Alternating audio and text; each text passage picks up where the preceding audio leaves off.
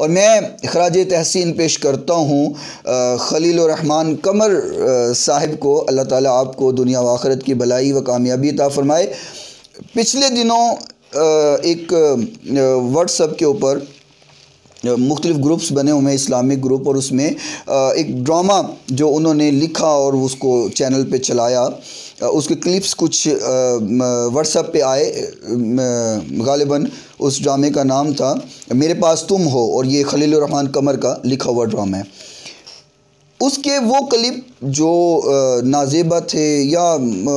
लोगों की नज़रियात के अगेंस्ट थे, उन्होंने वो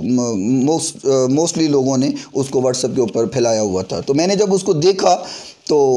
मैंने वैसे कहा, मैंने कहा यार कितना अहमक इंसान है वो जिसने इस ड्रामे को लिखा है, इसकी तहरीर को लिखा है। तो बहरहाल इस बात पे अगर ये मेरी गुफ्तगू खलीलुर रहमान कमर तक पहुंचती है तो मैं उनसे माज़रत चाहता हूँ, क्योंकि अब जो आपने मीडिया के ऊपर काम किया है,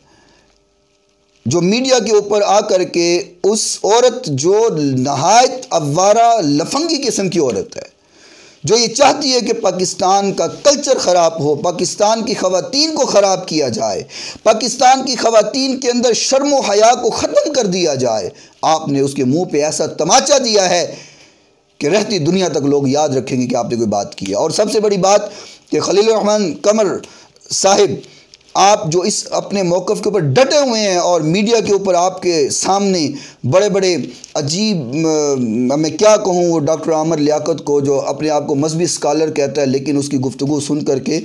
दिल खून के आंसू रोया है कि उसको तो चाहिए था वो आपकी हमायत करता और ये कहता कि ये लफंगी औरत है, ये लानती औरत है जो मेरा जिस्म मेरी मर्ज़ी के नारे लेकर के माशरे के अंदर बेहयाई और फाहशी फैलाना चाहती है।